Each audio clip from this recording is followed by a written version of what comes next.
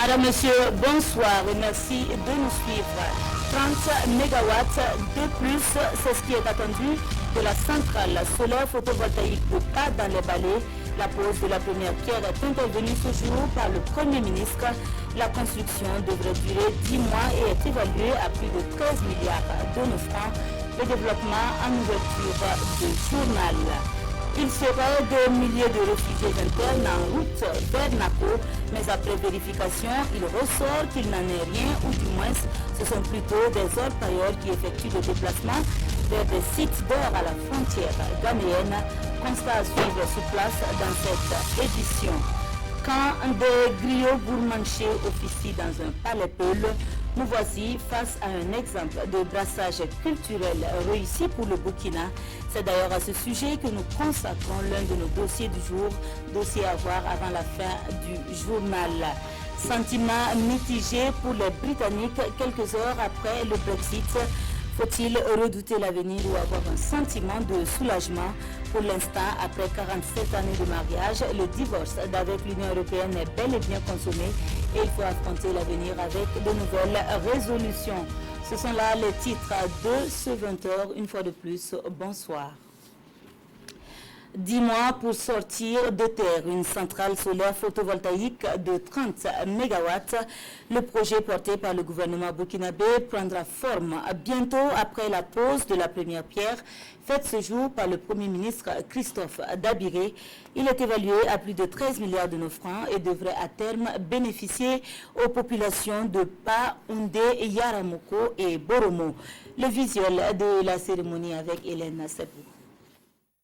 Sous un soleil ardent, population de Pas, autorités administratives, coutumières et religieuses sont sorties nombreuses pour être les témoins privilégiés de l'événement. La pose de la première plaque de la centrale solaire photovoltaïque de Pas. Ce geste du chef du gouvernement marque ici le début des travaux. Vous savez, il y a eu Zatouli, centrale solaire de Zatouli, 33 MW. Aujourd'hui, ce n'est pas 30 MW. Demain, ce sera Bombori, 30 MW. Ça veut dire que nous sommes en train d'évoluer pour assurer une sécurité énergétique à notre pays. Il y a eu les interconnexions avec la Côte d'Ivoire qui ont été renforcées. Il y a eu l'interconnexion avec le Ghana qui est en train de se renforcer.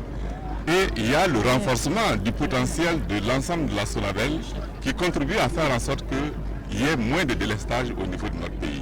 D'une puissance de 30 MW, la centrale solaire de Pas sera bâtie sur une superficie de 35 hectares avec au total 85 000 panneaux solaires pour une production énergétique annuelle de 51,7 gigawatts.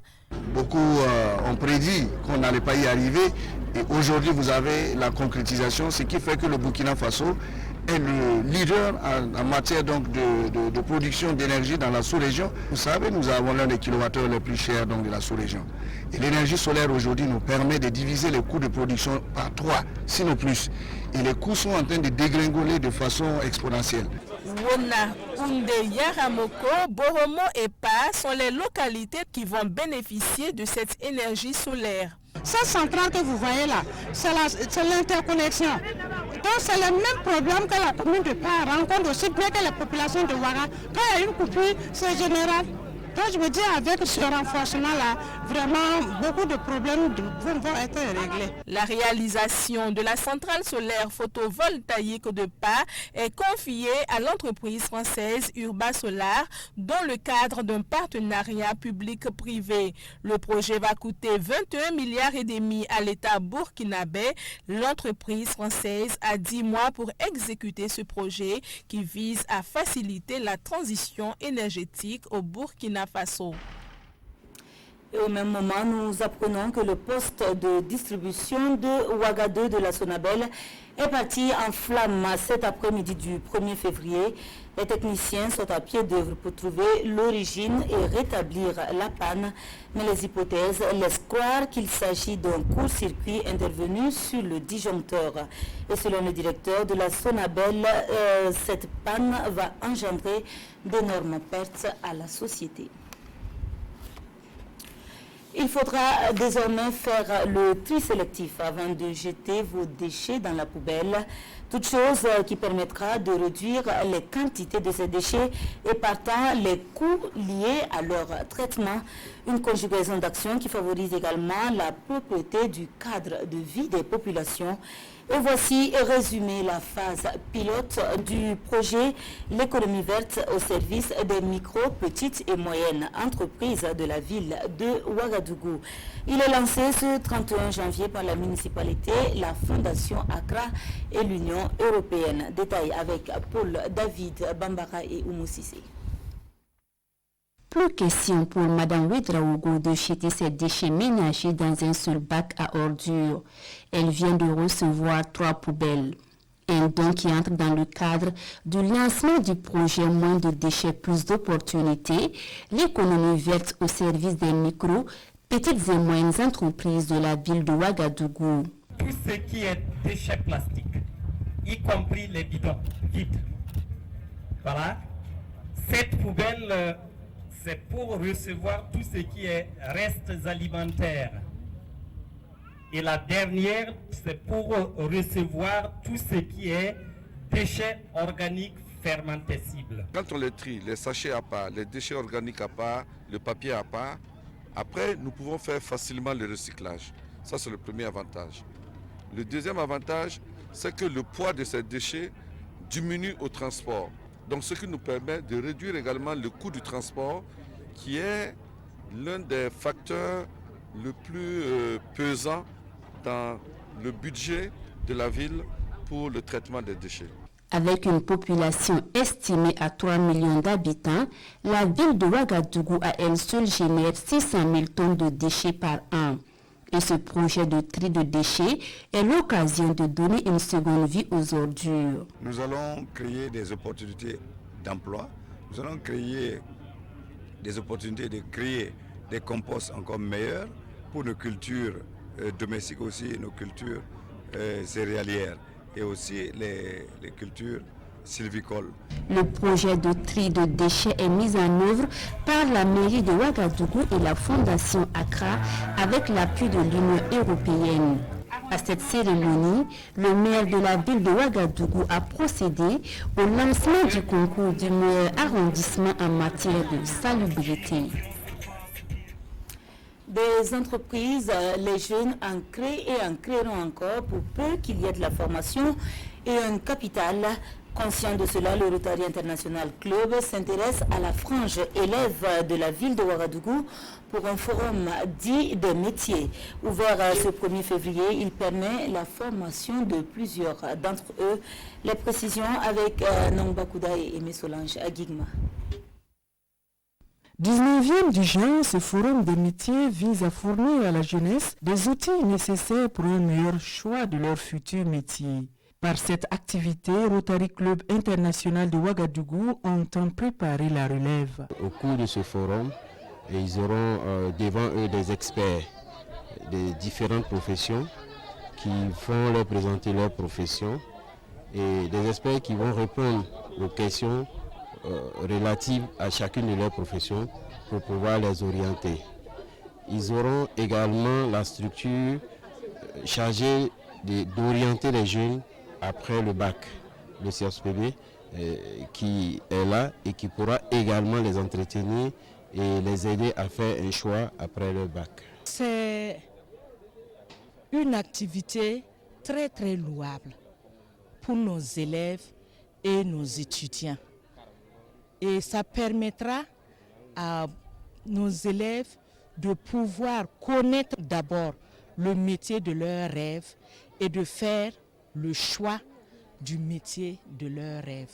Cet élan de solidarité envers les élèves s'inscrit dans le cadre du programme d'activité 2019-2020 de Rotary Club International, dont la mission est entre autres de former et d'encadrer les jeunes pour leur permettre d'être des hommes de demain à même de booster le développement de leur pays. Et depuis quelque temps, Dame Rumeur est à la manœuvre sur un éventuel déplacement massif de réfugiés internes vers la commune de Nako dans le Poni. L'inquiétude soulevée par cette information nous a conduit à dépêcher une équipe sur le terrain.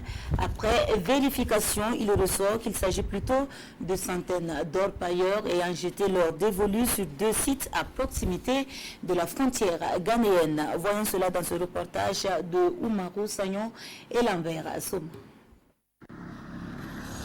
Quels que soient les moyens utilisés, ces populations ont décidé de rejoindre Nako coûte que coûte.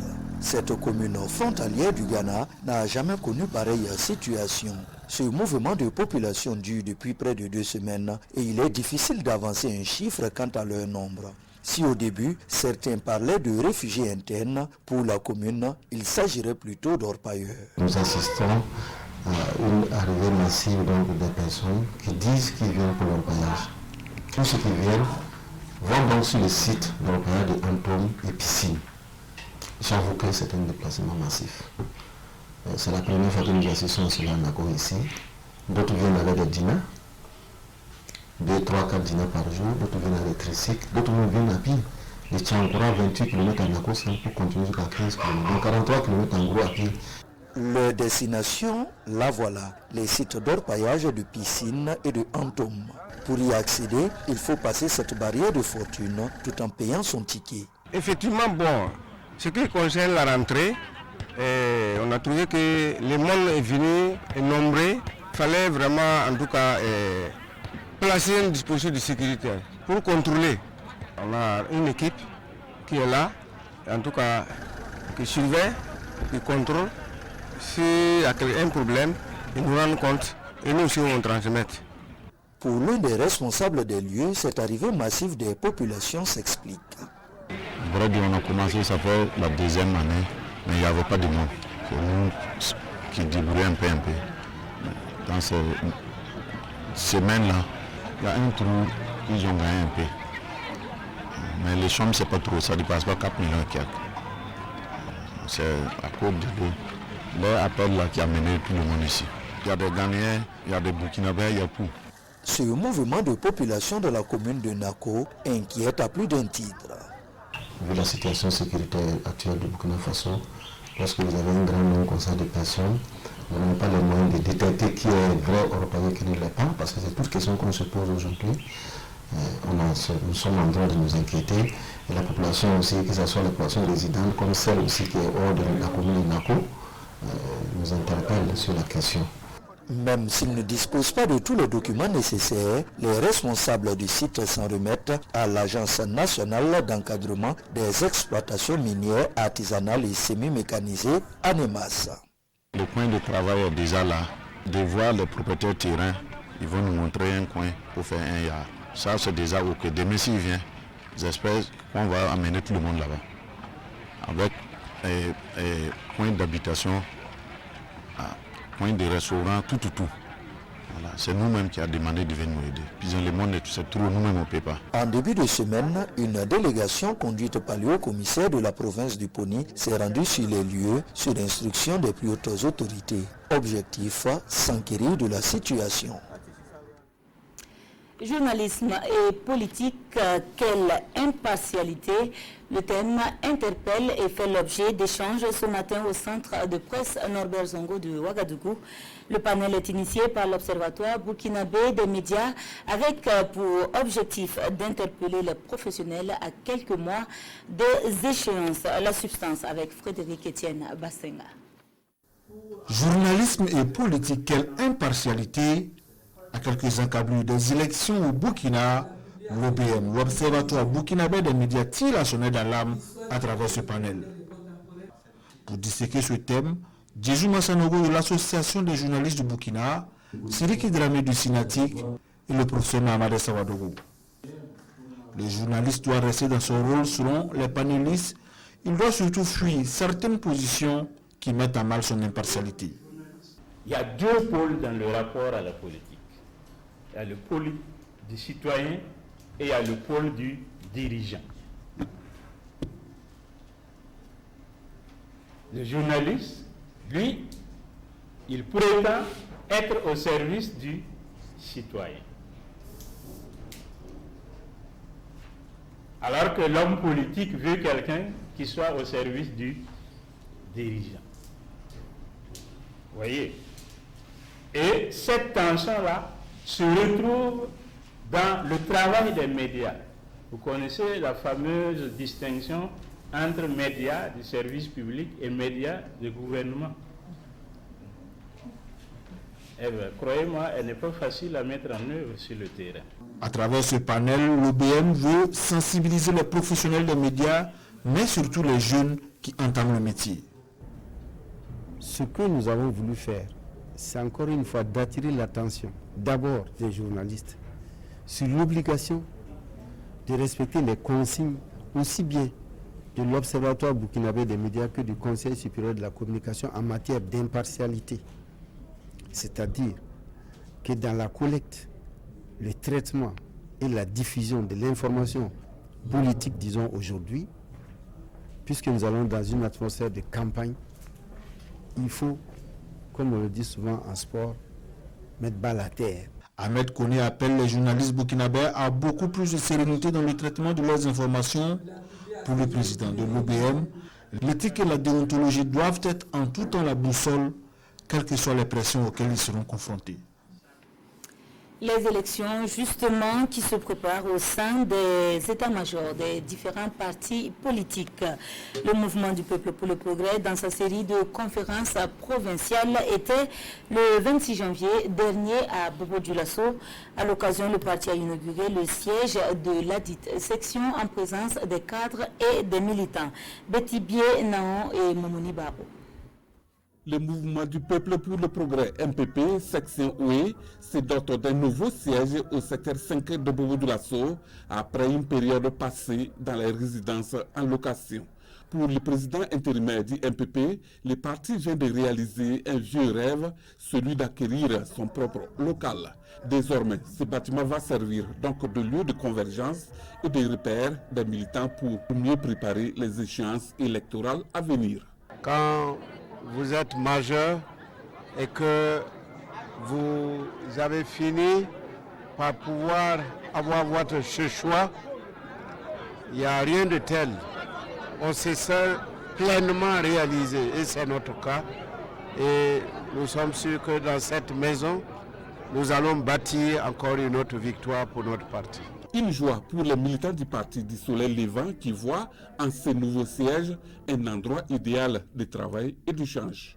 Et la cour, la maison fait en tout cas environ 750 mètres carrés. Et donc nous sommes bien logés et l'accès est facile. Et en tout cas ça interpelle les militants à davantage d'engagement, davantage de discipline et davantage de confiance au parti pour les victoires à venir. Et nous sommes les privilégiés de bénéficier d'un siège. Et ainsi fait, donc cela aussi nous incombe de nous assurer de son animation. Le président intérimaire du parti, Simon Compaoré, souhaite que ce joyau soit donc un lieu de fréquentation des militants pour cultiver la discipline, le savoir-vivre ensemble. Dans un autre registre, l'Église catholique témoigne, annonce et célèbre à la fois dans sa mission d'évangélisation en Afrique. La conviction a été rappelée au cours du colloque continental Adjantest pour l'Afrique francophone, ouvert le 27 janvier. Il s'est refermé ce 31 janvier au Centre national cardinal Paul Zungrana de Ouagadougou. Le témoignage de Daouda Ouattara et Caroline Ouari. Moment précieux et stimulant des qualificatifs attribués au colloque par ses animateurs. En 5 jours de réflexion, de partage d'expériences à travers une série de conférences, l'Église catholique aura réussi à mobiliser autour de la nécessité de porter une attention particulière au fondement de cette institution dont la mission est de porter la bonne nouvelle à tous. Depuis le mandat missionnaire laissé par Jésus au ciel, Jérusalem, non, à l'Ascension, c'est toujours d'actualité. Après 2 siècles, il semble qu'à peine un tiers de l'humanité connaît Jésus, catholiques et protestants confondus. En Afrique, selon certaines statistiques disponibles, on parle de 17-19% qui connaissent Jésus. Comme je dis souvent, du travail c'est fait, mais du travail reste encore à faire. Pour ce faire, des recommandations sont faites à l'attention du clergé. On y note la création d'un laboratoire de recherche disciplinaire, l'élaboration d'un outil de présentation de tous les messages de paix du pape ou encore l'exhortation à repenser le système éducatif dans le sens de dépasser le cadre de la compétition sur les disciplines pour viser la compétition sur le vivre ensemble. C'est un satisfecit qui se dégage des travaux de réflexion et comme pour invoquer l'Esprit Saint sur la mise en œuvre des résultats du colloque, une messe sera dite en soirée à l'église Saint-Camille de Ouagadougou. La religion, un exemple de tolérance et le brassage culturel pour lui emboîter les pas. Il est pour le Burkina le socle de la cohésion sociale et du vivre ensemble. Une évidence lorsque des griots gourmanchés officient dans un palais peul, comme c'est le cas au Liptako. De passage à Tenkodogo, les nids de Dorier et ses griots ont séduit nos reporters sur place. Ces derniers n'ont d'ailleurs pas hésité à leur consacrer le dossier qui va suivre. C'est avec Kounsoun Koulibaly et Tanga Kafondo.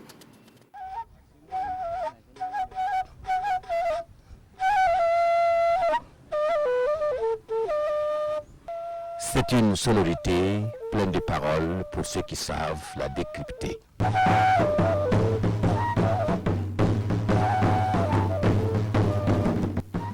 Un son, des instruments et des musiciens qui traversent les frontières administratives et les barrières linguistiques au Burkina.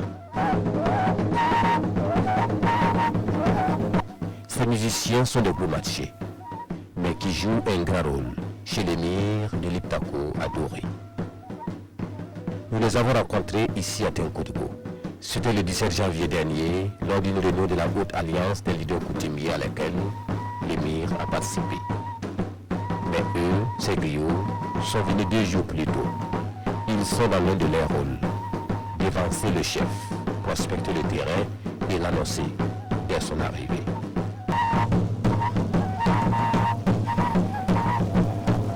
Ce rôle, il le joue depuis la nuit des temps. C'est d'ailleurs la tradition chez eux. Et le lien entre ces griots Gourmanchés et les militaires est ancestral.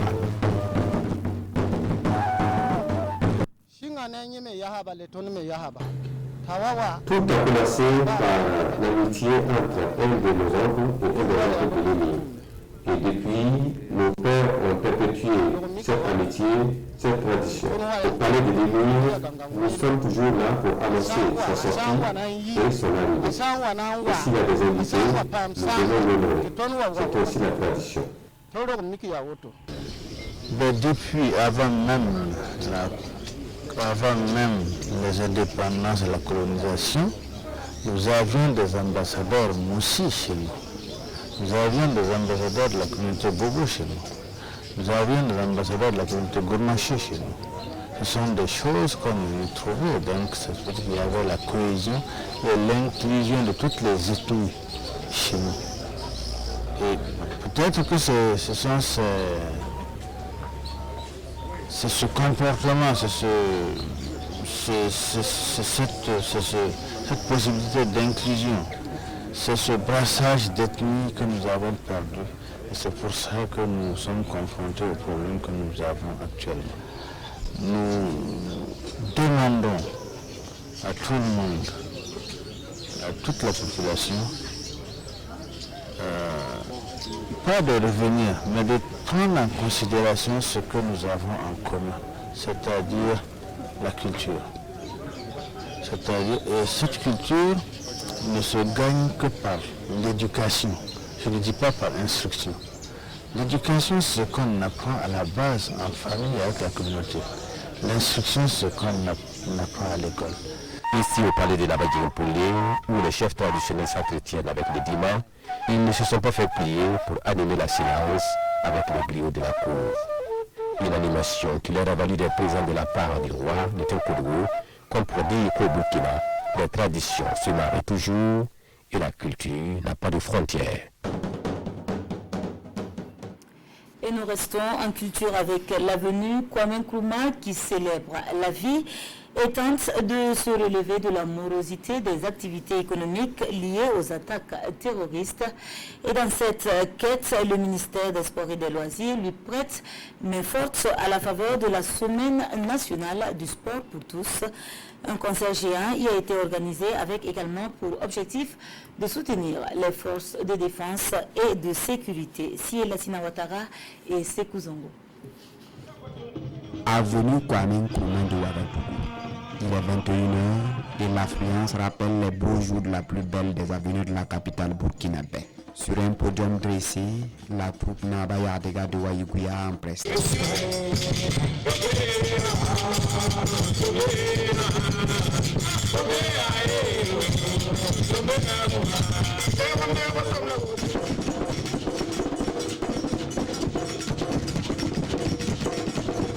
Les gens peuvent venir au Burkina, il n'y a pas de... Voilà, de tourner à Ouaga, ça se passe bien, voilà, on est là, on fait la fête, on regarde, voilà, on apprend beaucoup de choses sur le Burkina. Il y a quelque temps, si on m'avait dit qu'un jour, je pourrais me restaurer un soir au milieu de l'avenue Kwame Nkrumah, peut-être que je n'y aurais pas cru. Mais ce soir, grâce à ce qui se passe depuis le début de la semaine, je peux venir assister aux différentes animations et pour moi c'est tout un symbole. Un symbole qui consiste ici à donner une nouvelle vie à cette avenue éprouvée par des attaques terroristes. Présentement, il y a plein de gens sur l'avenue, les gens boivent, les gens dansent, les gens écoutent la musique. Pour dire qu'au Burkina, nous allons continuer à vivre, nous allons continuer à travailler. La manifestation de la résistance d'un peuple, ça se voit sur le terrain. Comme Sankara l'avait dit dans l'hymne national de Titanien, les échecs, les succès, la sueur et le sang ont fortifié notre peuple courageux et fertilisé sa lutte héroïque. C'est-à-dire qu'à la fin, il faut qu'on gagne. Et pour gagner, des artistes tels Asta Maïla, Campus Ambiance, Fadouba et bien d'autres associent leur voix pour redynamiser l'avenue Kwame Nkrumah. La portera les méchants et l'homme. Oh, à celui qui trahira son malheur, à celui qui trahira son bleu.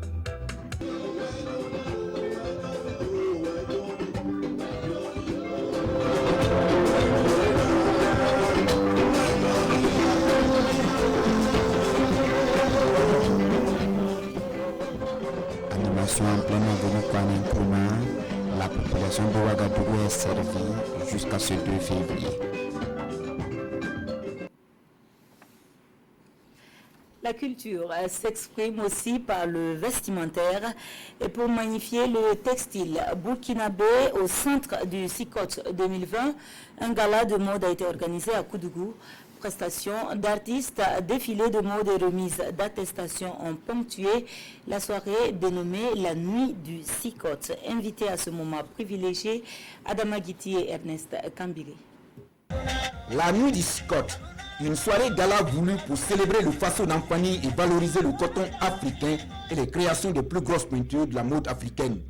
Alfadi du Niger, Okafachoun du Bénin, Mamisor et Pateo de la Côte d'Ivoire ou encore Gera Ien, Bazemsi, Korodeka, Arten du Burkina Faso, ils étaient tous là sur scène à Koudougou. Déjà c'est une fierté déjà que Alfadi et Pateo acceptent de venir à Koudougou qui est la 3e ville du Burkina Faso, que tous ces grosses pointures, Maïmou, Mamisor, ainsi de suite, acceptent de venir à Koudougou déjà, je pense que c'est un pari de gagner. Et je pense qu'il faut tirer le chapeau au ministère du Commerce qui a fait cet effort. Dans un décor somptueux, riche en son et en lumière, les mannequins de ces grands noms de la mode africaine ont défilé. Des prestations de dimension internationale devant un parterre d'invités. Tous ont fait le déplacement de Koudougou pour magnifier le faso d'Ampani et célébrer le coton dans toutes ses facettes. La seule mission, c'est de vendre, de commercialiser, de faire en sorte que ce soit une réalité économique pour les milliers de femmes et d'hommes qui y travaillent. Alors le Salon international du coton du textile a un seul objectif. Partir donc de nos capacités endogènes cultiver un compte de façon d'Afadi pour désormais vendre pour développer de manière endogène. C'est une manière de rendre hommage au Burkina Faso, un Burkina de paix. Apporter ma dimension, montrer que le Burkina est capable, le Burkina vaut la peine. Le Faso d'Amfani, le Faso Fani, on l'a connu. Et je crois que c'est une histoire qui commence pour l'Afrique et pour nous. Travaillons dans nos matières premières, portons nos vêtements, amener l'industrie burkinabé africaine à être reconnue et que les Africains portent africains. Il faut le faire, il faut que la jeunesse aussi s'y mette. C'était une superbe soirée où on a été invité pour représenter la diaspora. Entre défilé de mode, prestations d'artistes et remise d'attestations de reconnaissance, le CICOT 2020 s'achève sur une note de satisfaction. Un pari gagné pour cette deuxième édition qui enregistre selon les organisateurs près de 2350 participants venus d'une trentaine de pays à travers le monde. Les Koundé 2020, c'est pour le 29 mai prochain. Annonce faite par le commissariat général au cours d'un point de presse animé le 27 janvier dernier à Paris. Pour cette édition, les Koundé entendent frapper plus fort en allant à la conquête du monde et en commémorant avec éclat 20 années d'existence. Retour et détails complets sur la conférence de presse avec Draman Guéné. Pour ces 20 ans d'existence, les Koundé annoncent les couleurs depuis la France.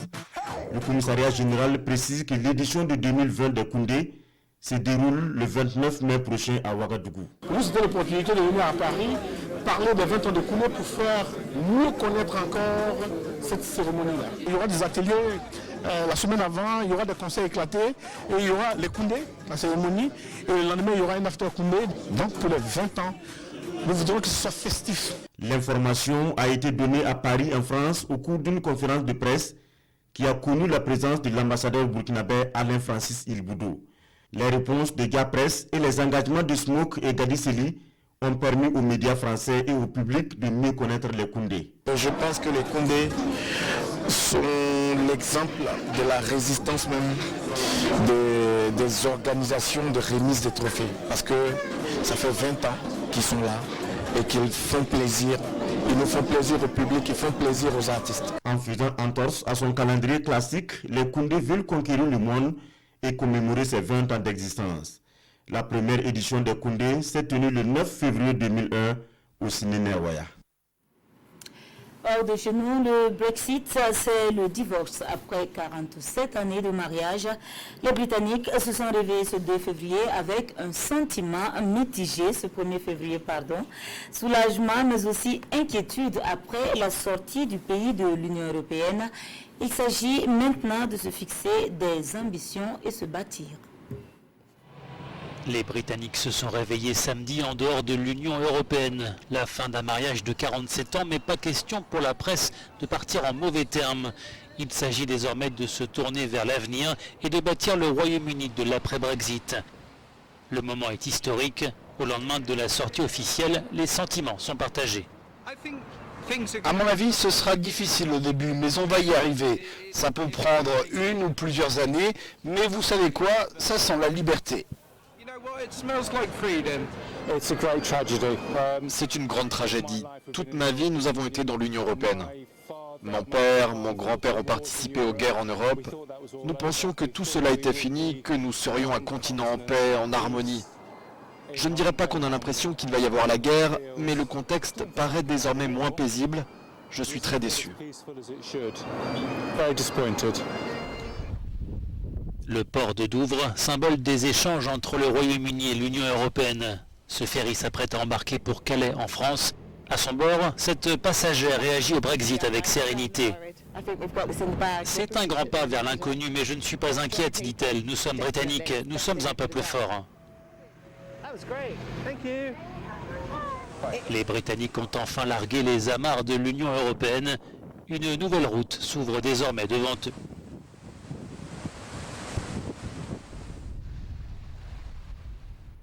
Et voilà qui referme cette édition. Excellent week-end sur la RTV et on se dit à demain, Dieu vous.